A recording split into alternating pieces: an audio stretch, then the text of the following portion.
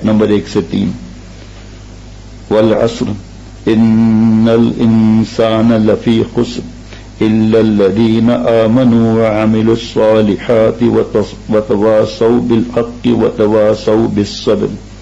زمانے کی قسم انسان در حقیقت بڑے گھاٹے میں ہے سوائے ان لوگوں کے جو ایمان لائیں اور نیک عمل کریں اور ایک دوسرے کو حق بات کی نصیحت کریں اور ایک دوسرے کو صبر کی نصیحت کریں. تفسیر میں مفتی اعظم مفتی شفیع صاحب رحمۃ اللہ علیہ فرماتے ہیں کہ حضرت عبید اللہ بن حسن فرماتے ہیں کہ رسول اللہ صلی اللہ علیہ وسلم کے صحابہ میں سے 2 شخص ایسے تھے جو آپس میں ملتے تھے تو اس وقت تک جدا نہ ہوتے جب تک ان میں سے ایک دوسرے کو کے سامنے سورہ عصر نہ پڑھ لیں. سبحان اللہ. اور امام شافعی رحمۃ اللہ نے فرمایا کہ اگر لوگ صرف اسی صورت میں تدبر کر لیتے تو یہی ان کے لیے کافی تھی.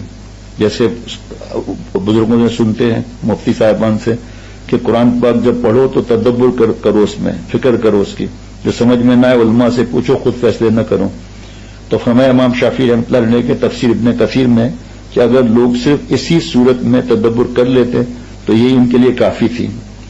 سورہ عصر قرآن کریم کی بہت مختصر سی صورت ہے لیکن ایسی جامع ہے کہ بقول حضرت امام شافعی رحمۃ اللہ علیہ کے کہ اگر لوگ اسی صورت کو غور و تدبر کے ساتھ پڑھ لیں تو دین اور دنیا کی درستگی کے لیے کافی ہو جائے. اور زمانے کے نوع انسانی کے خسارے میں کیا دخل فرمایا اور توضیح اس کی یہ ہے کہ انسان کی عمر کا زمانہ اس کے سال اور مہینے اور دن رات بلکہ گھنٹے اور منٹ اگر غور کیا جائے تو یہی اس کا سرمایہ ہے جس کے ذریعے وہ دنیا اور آخرت کے منافع عظیم عجیبیہ بھی حاصل کر سکتا ہے. اور عمر کے اوقات اگر غلط اور برے کام میں لگا دیے جائیں تو یہی اس کے لیے وبال جان بھی بن جاتے ہیں. بعض علماء نے فرمایا کہ یعنی تیری زندگی چند گنے ہوئے سانسوں کا نام ہے. جب ان میں سے ایک سانس گزر جاتا ہے تو تیری عمر کا ایک جز کم ہو جاتا ہے. یہ شربت بھی تیرے منع نہیں ہے اس میں. حق تعالیٰ نے ہر انسان کو اس کی عمر کے اوقات عزیز کا بے بہا سرمایہ دے کر ایک تجارت پر لگایا ہے کہ وہ عقل و شعور سے کام لے اور اس سرمایہ کو خالص نفع بخش کاموں میں لگائے تو اس کے منافع کی کوئی حد نہیں رہتی. اور اگر اس کے خلاف کسی مضرت رساں کام میں لگا دیا تو نفع کی تو کیا امید ہوتی یا راس المال بھی ضائع ہو جاتا ہے. اور صرف اتنا ہی نہیں کہ نفع اور اس سے مال راس المال ہاتھ سے جاتا رہتا ہے بلکہ اس وقت سینکڑوں جرائم کی سزا عائد ہو جاتی ہے. اور کسی نے سرمایہ کو نہ کسی نفع بخش کام میں لگایا نہ مضرت رساں میں تو کم از کم یہ خسارہ تو لازمی ہے کہ اس کا نفع اور راس المال دونوں ضائع ہو گئے. اور یہ کوئی شاعرانہ تمثیل ہی نہیں بلکہ ایک حدیث مرفوع سے اس کی تائید بھی ہوتی ہے جس میں رسول اللہ صلی اللہ علیہ وسلم فرمایا یعنی ہر شخص جب صبح اٹھتا ہے تو اپنی جان کا سرمایہ تجارت پر لگاتا ہے پھر کوئی تو اپنے سرمایہ کو خسارے سے آزاد کرا لیتا ہے اور کوئی ہلاک کر ڈالتا ہے. خود قرآن کریم نے بھی ایمان اور عمل صالح کو انسان کی تجارت کے الفاظ سے تعبیر فرمایا ہے. اور جب زمانہ عمر انسان کا سرمایہ ہو اور انسان اس کا تاجر ہو تو عام حالات میں اس تاجر کا خسارہ بھی ہونا اس لیے واضح ہے کہ اس مسکین کا سرمایہ کوئی منجمد چیز نہیں جس کو کچھ دن بیکار بھی رکھا تو اگلے وقت کام آ جائے گا بلکہ یہ سیال سرمایہ ہے جو ہر منٹ ہر سیکنڈ بہہ رہا ہے.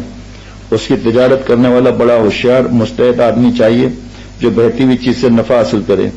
اس لیے ایک بزرگ کا قول ہے کہ وہ برف بیچنے والے کی دکان پر گئے تو فرمایا کہ اس تجارت کو دیکھ کر سورہ عصر کی تفسیر سمجھ میں آ گئی کہ یہ ذرا بھی غفلت سے کام لے تو اس کا سرمایہ پانی بن کر ضائع ہو جاتا ہے.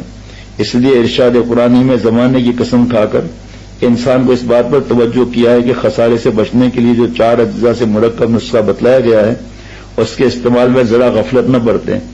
عمر کے ایک منٹ کی قدر پہچانے اور 4 کاموں میں مشغول کر دے. آگے ان 4 اجزاء کی تشریح ہے کہ ایمان اور عمل صالح جو خود انسان کی ذات سے متعلق ہے ان کا معاملہ واضح ہے کسی تشریح کا محتاج نہیں. البتہ آخری 2 جز یعنی وتواصوا بالحق وتواصوا بالصبر یہ قابل غور ہے. ان سے کیا مراد ہے جناب؟ کسی شخص کو تاکید کے ساتھ مؤثر انداز میں نصیحت کرنے اور نیک کام کرنے کا ہدایت کرنے کا نام وصیت ہے. اسی وجہ سے مرنے والا جو اپنے بات کے لیے کچھ ہدایت دیتا ہے اس کو وصیت کہا جاتا ہے. یہ 2 جز در حقیقت اسی وصیت کے باب ہیں. ایک حق کی وصیت دوسرے صبر کی وصیت. اب ان دونوں لفظوں کے معنی میں کیا احتمال ہے؟ ایک یہ کہ حق سے مراد عقائد صحیحہ اور اعمال صالحہ کا مجموعہ ہو، اور صبر کے معنی تمام گناہوں اور برے کاموں سے بچنا ہو، تو پہلے لفظ کا حاصل امر بالمعروف ہو گیا، یعنی نیک کاموں کا حکم کرنا، اور دوسرے کا حاصل نہی عن المنکر ہو گیا، یعنی برے کاموں سے روکنا۔ اس مجموعے کا حاصل پھر وہی ایمان اور اعمال صالحہ جس کو خود اختیار کرتا ہے، اس کی تاکید اور نصیحت دوسروں کو کرنا ہو گیا۔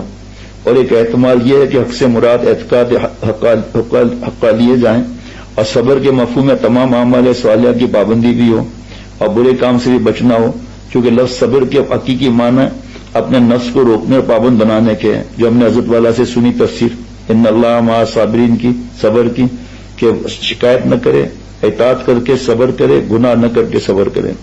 یہاں بھی یہی چیز آ گئی۔ اس پابندی میں اعمال صالحہ بھی آ گیا اور گناہوں سے اجتناب بھی آ گیا۔ حضرت حافظ ابن تیمیہ رحمۃ اللہ علیہ نے اپنے کسی رسالے میں فرمایا کہ انسان کو ایمان اور عمل صالح سے روکنے والی عادتاً دو چیزیں ہوتی ہیں، ایک شبہات، یعنی اس کو ایمان اور عمل صالح میں کچھ نظری اور فکری شبہات پیدا ہو جائیں جن کے سبب عقائد ہی مختلف ہو جائیں، اور عقائد مختلف ہونے سے عمل صالحہ کا خلل پذیر ہونا خود ظاہر ہے۔ دوسری شہوات یعنی خواہشات نفسانی جو انسان کو بعض اوقات نیک عمل سے روک دیتی ہیں اور بعض اوقات برے اعمال میں مبتلا کر دیتی ہیں، اگرچہ وہ نظری و اعتقادی طور پر نیکی پر عمل اور برائی سے بچنے کو ضروری سمجھتا ہوں، مگر نفسانی خواہشات اس کے خلاف ہوں اور ان خواہشات سے مغلوب ہو کر سیدھا راستہ چھوڑ بیٹھے، تو آیت مذکور میں وصیت حق سے مراد یہ کہ شبہات کو دور کرے، اور وصیت صبر سے مراد یہ کہ نفسانی خواہشات کو چھوڑ کر اچھے اعمال اختیار کریں۔ پہلی رات کو جیسے بیان کیا تھا، گناہ کی خواہشات کتنی بھی ہوں اس کو دبا لے، اللہ والا بن جائے گا۔ جناب اس کا خلاصہ ہے کہ وصیت بالحق سے مراد دوسرے مسلمانوں کے علمی اصلاح ہے، اور وصیت بالصبر سے مراد عملی اصلاح ہے۔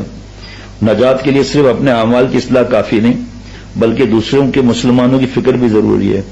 اس صورت نے مسلمانوں کی ایک بڑی ہدایت یہ دی ہے کہ ان کا صرف اپنے عمل کو قرآن و سنت کے تابع کر لانا جتنا اہم اور ضروری ہے، اتنا ہی اہم یہ ہے کہ ہم دوسرے مسلمانوں کو بھی ایمان اور عمل صالح کی طرف بلانے کی مقدور بھر کوشش کریں، ورنہ صرف اپنا عمل نجات کے لیے کافی نہ ہوگا۔ خصوصاً اپنے اہل و عیال اور احباب اور متعلقین کے اعمال سیئہ سے غفلت برتنا اپنی نجات کا راستہ بند کر دینا ہے۔ دیکھیے وہی جو بات ہوئی تھی نا تدبر کے ساتھ پڑھنے کی، اب یہ ہم سمجھیں گے نہیں اس میں باتوں کو، کچھ باتوں کو، ایک مثال ہے یہ تو آسان سا ہے، لیکن پھر بھی علماء سے پوچھنا ہوگا۔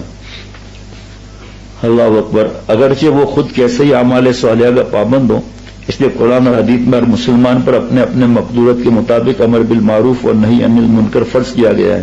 اب یہ کس طرح کرے علماء سے پوچھیں گے۔ پتا چلا روڈ پر کسی کا گریبان پکڑ لیا اور اس کا ٹخنا کھولو، اب اس نے کچھ جملہ ایسا کہہ دیا جو دین سے نکل جائے، تو یہ علماء سے پوچھنا ہوگا۔ اسی طرح والد فرض کرو کسی گناہ میں مبتلا ہے اور ہم نے سن لیا کہ نہیں منکر کرنا ہے، والد سے بدتمیزی کر رہا ہے، ماں سے بدتمیزی کر رہا ہے، بھائی بہنوں سے بدتمیزی کر رہا ہے، ایسی فکر ہونی چاہیے جناب۔ اس معاملے میں عام مسلمان بلکہ بہت سے خواص تک غفلت میں مبتلا ہیں، خود عمل کرنے کو کافی سمجھ بیٹھے ہیں، اولاد اور عیال